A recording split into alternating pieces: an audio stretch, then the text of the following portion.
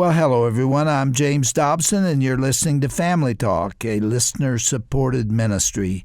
In fact, thank you so much for being part of that support for James Dobson Family Institute.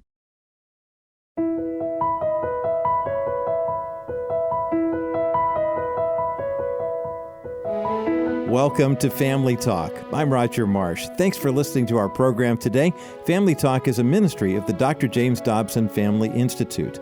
And before we begin today's program, I want to share with you about some important news regarding our JDFI family. As many of you know, Dr. Tim Clinton has served as co-host for our Family Talk broadcast for nearly 6 years. Tim is also the president of the American Association of Christian Counselors, known as AACC. Over the past few years, it's no secret that our nation is suffering through a mental health disaster. And to respond to this critical need, AACC has more than doubled in size over the past 3 years alone. Given the weight of leading this effort, Tim is stepping away from his role at JDFI to focus his energy and attention to AACC. We are grateful for his contributions to our ministry, and he leaves with our deep appreciation and profound prayers. Now, alongside Dr. Dobson, the JDFI is blessed to have our Senior Vice President of Public Policy, Gary Bauer, and the Honorable Michelle Bachman, available to speak into the many cultural issues that families are facing today. You will be hearing more from them in the coming months for sure on these important topics. And now, here is Dr. James Dobson to introduce his special guest for today's edition of Family Talk.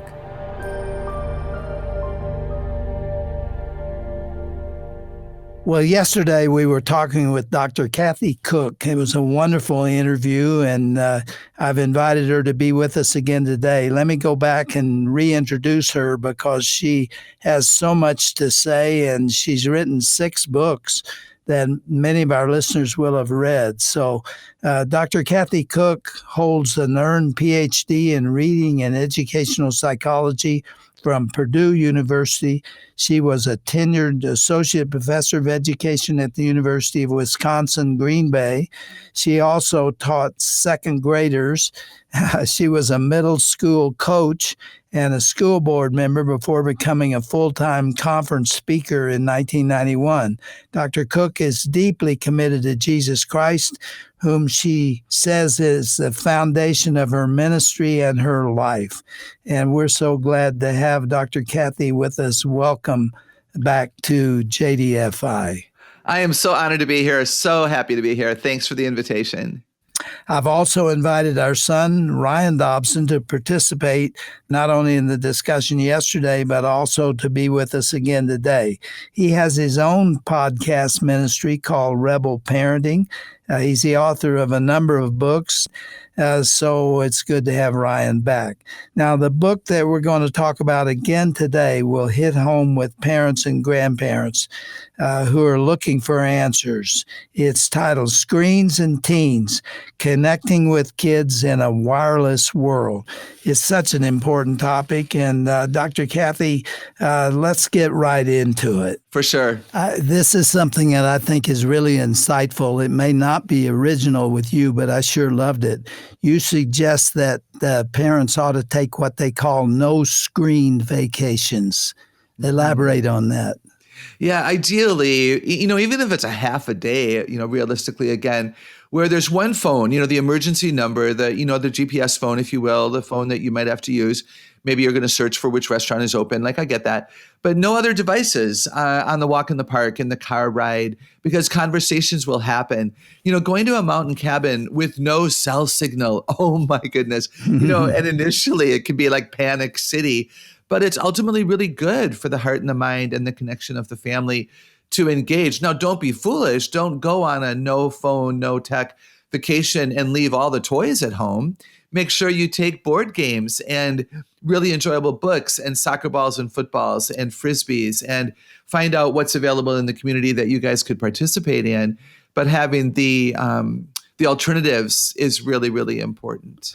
You told an absolutely wonderful and delightful story about a boy's reaction to screen time. Came up to you after you had spoken? I had shared at a parent meeting about digital-free days, and I suggested 2 days a week, possibly, except for educational use. I used to say, unless you only turn it on if you need to read by it or cook with it, otherwise keep it off. And I recommended 2 days a week, and I recommended that the parents invite the children to participate in the decision making. So their 8 or 9-year-old little boy said, well, Dad, let's choose Wednesday and Sunday. Well, he was a smart kid because they're at church on Wednesday night and they're at church on Sunday. Well, he came up to me in the hallway at the church a while after that, and he said, are you the lady? And I'm like, what lady? And are you the lady who taught my mom and dad to turn off all the toys, all the technology? And I said, yes. And Dr. Dobson, he said, thank you. And I was really kind of hesitant, thinking he would, yell at me, so to speak. But he said, I now know how to catch a ball. My dad took me to the park and taught me how to catch a ball. And I got to make cookies with my mom, and it was amazing. And the parents were standing over to the side with tears in their eyes as he said, thank you for what I had done. And what was interesting, I did that for the children, but the mom and dad came up to me after and said that they were also transformed by that they found themselves having more intimate conversations as a couple, that they had worked harder to walk toward their children to see what would my son and daughter want to do with me now that I have time to do something with them. Dr. Kathy, I just read that story yesterday. You left a critical line out as you retold it, because that little boy looked at you and said, thank you, I got my daddy back. That's right. I mean, that's the punchline for the story, and it brought tears to my eyes. Yeah, thank you, sir. Yeah, Dr. Kathy, I think on that, really, that's the message to parents. Those parents were missing out on so much in their lives because I think parents have bought into this. When it's screens and teens, I think secretly this is a parents and screens book. I think there are so many parents that have absolutely 100% bought into that social media lie. They get their, likes from it, their self-worth from it, they're feeling their identity from it. But when their kids start asking for time, they start spending time with their children and it's more rewarding. They start spending time with their spouse and it's more rewarding. Parents need this book. That's a really interesting comment there, Ryan, because it's not only teens that are the problem here, but it is adults as well. I have wondered, to what extent is this invasion of technology interfering with marriage? Oh. It's alarming, isn't it? And, technology has allowed all of us to be less vulnerable and less transparent, less accountable to others. And that bleeds over then between husbands and wives and adult children and their parents, who are still our parents. Right. They'll never not be a parent. And then, of course, between parents and their children and between siblings, we're less connected all the way around. And we know it. We know it. Are we going to be brave enough, courageous enough, wise enough, and mature enough to decide to change? Those are decisions we can make. Mm-hmm. And we have a conversation. We have decided we miss each other. We're not designed to live in the same home. We're designed to love and live and know each other intimately. And I miss you, even though I live with you. And we are going to grow up and make some changes here. So the bottom line for us and for the people listening is technology can not only be a problem for our kids, but for us. We're in the same world. We see the same things. We have the same temptations. And we all need to take a step back and correct the amount of time that we give to this subject. How do we have time for the Lord? How do we have time to read the Bible, to study, to contemplate? We just get so wrapped up in all that's going on that I don't think there's ever been a time in human history where the distractions have been so pressing and so obvious and should make us pause. I appreciate all those comments so much because you know what, gentlemen? We have to want more for ourselves. We have to want more. We have to realize, I like to talk to young people about abundant life. We have that option now. Abundant life doesn't start when you die an earthly death. We can have abundant life now. Do we know what we don't have? And do we want more? And when you realize how much more love provides for you and how much more joy provides for you and how the firm foundation shifts, it changes you. We have to want that and desire that and work to make it happen. Change requires a taking off and a putting on. If you read Ephesians 4:22-24, change requires a taking off of the old self and a putting on of the new self and a changing of the mind. So when we say we want to do tech less, we want to get off our phone, know what you're going to do instead.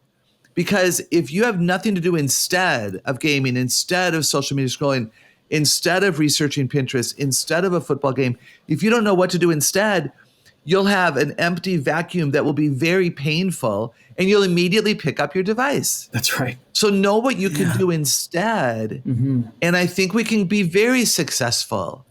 Dr. Kathy, you made one point in here that really ought to be emphasized. I'd like you to do it. You talk about the screen time has a way of making kids feel that they're the center of the universe.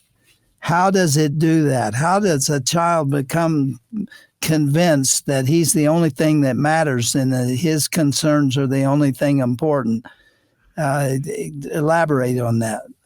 One of the ways that happens is when parents ignore them.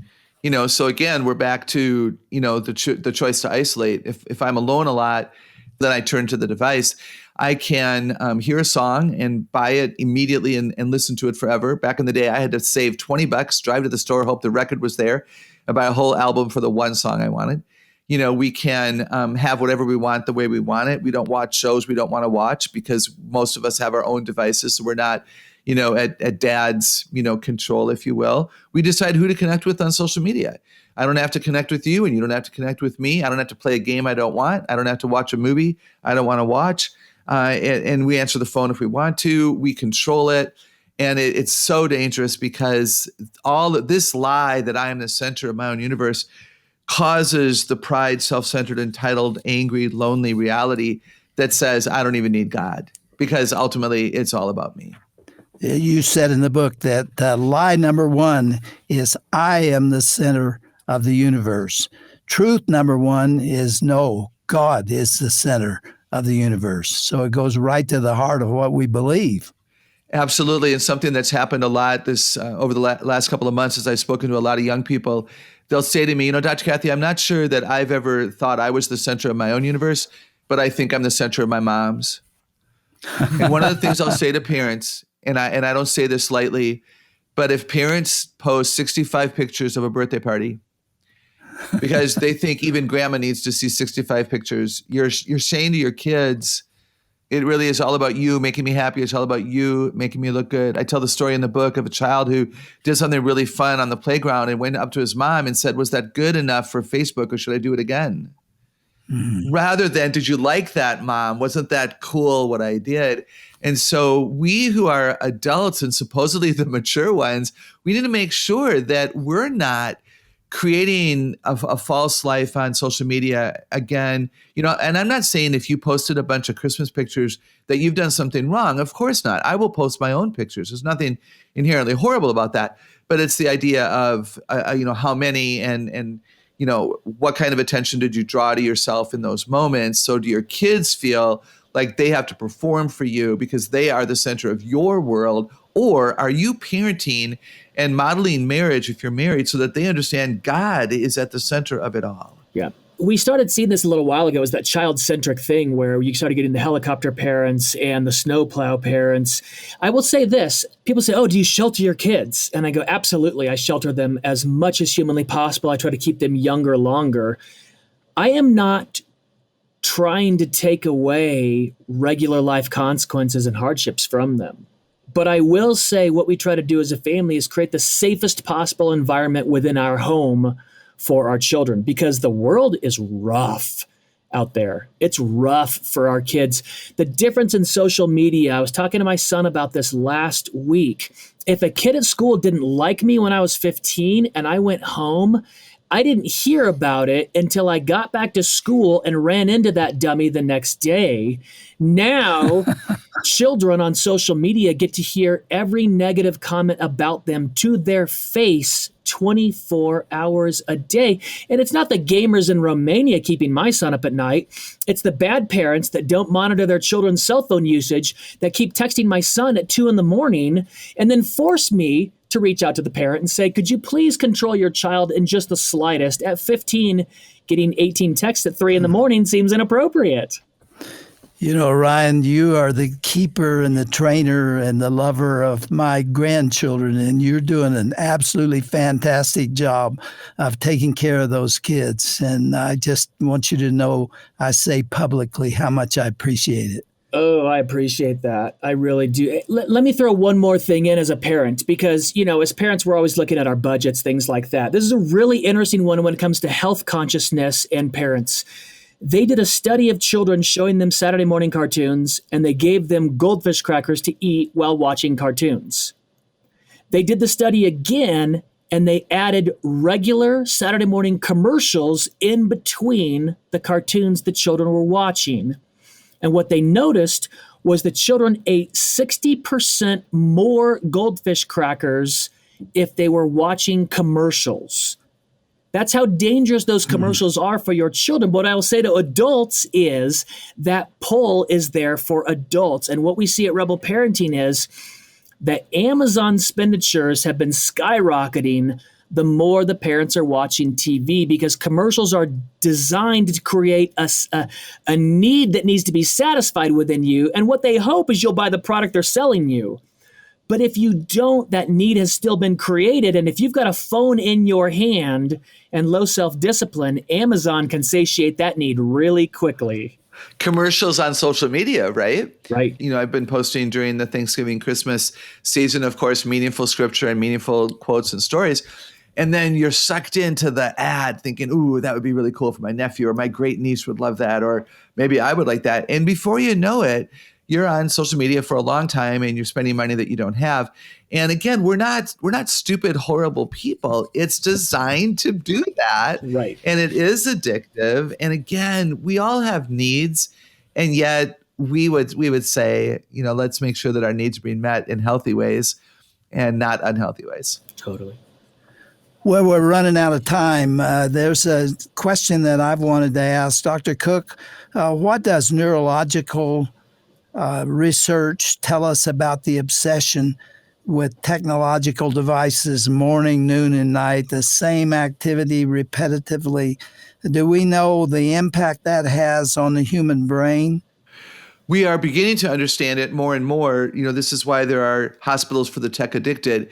The neurons are connecting, you know, and this would be, you know, much more your expertise than mine, but the neurons and the synapses are connecting. And it's why the habit is so hard to break. It's why when we're bored, we go to the device. I know of people who pick up a phone at a red light. A red light is a minute long, but we can't handle a minute of boredom and silence because we don't feel important, like the world revolves around us. So we pick up our phone. Oh, heaven forbid that I might, you know, miss out on something. Oh my goodness. And so it is wiring that expectation of entitlement, all about me, quick paced. Children are bored when somebody reads them a paper book and I try to turn the page quicker than the mom or dad can allow it to be changed because they're still reading the text that's there. But the kids are used to such a quick pace. That's brain development. You know, and this is why we're having a disconnect between grandparents and grandchildren often because their brains are radically different. We're not addicted to the phone. We're addicted to the adrenaline drop that the device causes, right? The ping and the ding and the, you know, you won the game kind of celebration on the device. And all of that addiction is changing the brain. And this is why so many of us are concerned about intellectual growth. Kids who are learning on devices, kids who have done device-based school, colleges that are doing more and more device-centered, it's damaging. What does it do to mental health? Do we have a handle on that? Dr. Kathy, here's what I'm wondering. The effects of mental health on young girls and social media is so extreme. And all the studies are coming out, and the tech companies know it. They know the mental health issues of young girls are being exacerbated by their algorithms so extensively. Will someday we have a sort of a big tobacco reckoning. For decades, big tobacco said, oh no, smoking's not bad for you. 1 in 7 doctors prefers Pall Mall, whatever that was. I think tech companies are playing a very dangerous game with the future when they know how dangerous and how insidious it is for mental health of young girls in social media. I agree. Both of you, great question and great comment. It is a reason to get off our devices. It is a reason to have tech-free zones in our homes, tech-free days in our week, rules and policies that we follow, that we expect our children and grandchildren to follow, not because we're mean and they're bad, but because we love you too much to allow this to continue. We have young girls in therapy way sooner than they would have been 10 years ago. Depression is real. They don't know how to handle difficult emotion. They do not know how to handle boredom. We've got to teach kids how to handle boredom, or they're going to go from one kind of Coke to another. And we've seen that start. And so this is, again, where we as the mature parents draw the line and say, because of our love and our passion for you and the fact that we're an ordained family unit that we don't want to lose, we're going to make some changes here. Devices could be used as tools and not toys. Mm-hmm. Devices could be used only for an hour a day. Devices could be used only after 1 hour of face-to-face socialization. Then you're allowed 30 minutes of screen time. There are policies that we can implement. You know what? When children are young, you never let them color 24 hours a day. You would never let a kid play kickball 10 hours in a row. You would never let a kid eat as many chocolate chip cookies as he wanted to. Parents have always said no to the things that they knew were unhealthy. Why is it harder with technology?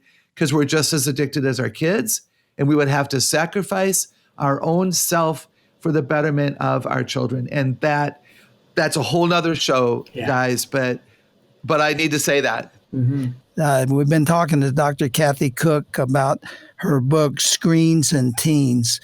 We covered about a third of it. There's so much in this book. Dr. Kathy, you have written a very practical book here. There's just so much information here for parents. And I hope that our listeners, both parents and grandparents, will avail themselves of this book because they will benefit from it. More importantly, their children will benefit from it. Thank you for writing this book and for being our guest today. I appreciate your affirmation. That means a lot. And it's been an absolute joy and a real privilege to be a part of your action here. Thank you so much. And the question is, how do people get in touch with you?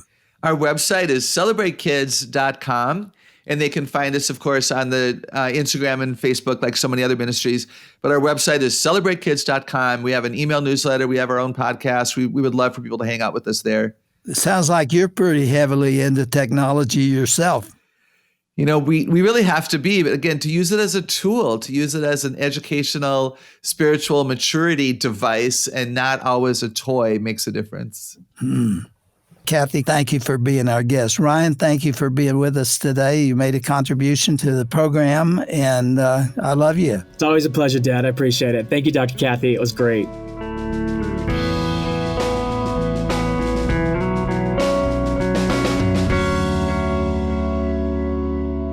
Well, what an encouraging conclusion to this two-part conversation featuring our own Dr. James Dobson, his son Ryan Dobson, and Dr. Kathy Koch here on Family Talk. Dr. Kathy is the author of the book called Screens and Teens, Connecting with Our Kids in a Wireless World. A lot of the issues that teens are dealing with today are the result of technology. And the common denominator that we have for leading them astray is us, their parents, the adults in their lives. The old adage that children pay more attention to what you do than what you say? It's really very true in this context. For example, if we are constantly checking social media, why are we so surprised when our kids spend hours scrolling through it as well? If mom or dad is checking text messages at a stoplight, how can we get mad at our own kids when they do the same? And if the last thing we do each night before we fall asleep is to watch an episode of our favorite TV program, we really shouldn't be too surprised when our kids watch hours and hours of TikTok and YouTube late into the nights as well. As families, we can take a look at our technology habits and usage, and then we can work together to make smarter choices that will benefit each member of the family. By the way, if you'd like to learn more about Dr. Kathy Koch, her ministry called Celebrate Kids, or the book we've been discussing the past couple of days here on Family Talk, that book is called Screens and Teens. Just go to drjamesdobson.org for more information. That's drjamesdobson.org.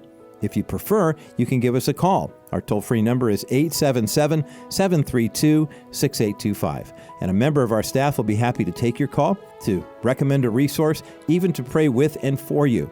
Again, the number to call is 877-732-6825. And we look forward to hearing from you today. I'm Roger Marsh. Thanks so much for listening to Family Talk, the voice you trust for the family you love. Have a great weekend, and be sure to join us again on Monday for another edition of Dr. James Dobson's Family Talk. This has been a presentation of the Dr. James Dobson Family Institute. Hello, everyone. This is James Dobson inviting you to join us for our next edition of Family Talk. Every day we come to these microphones with someone in mind, whether it's a busy mom looking for tips on discipline or a husband who wants to learn more about connecting with his wife. We want to put an arm around your family in any way that we can. So join us next time for Family Talk, won't you?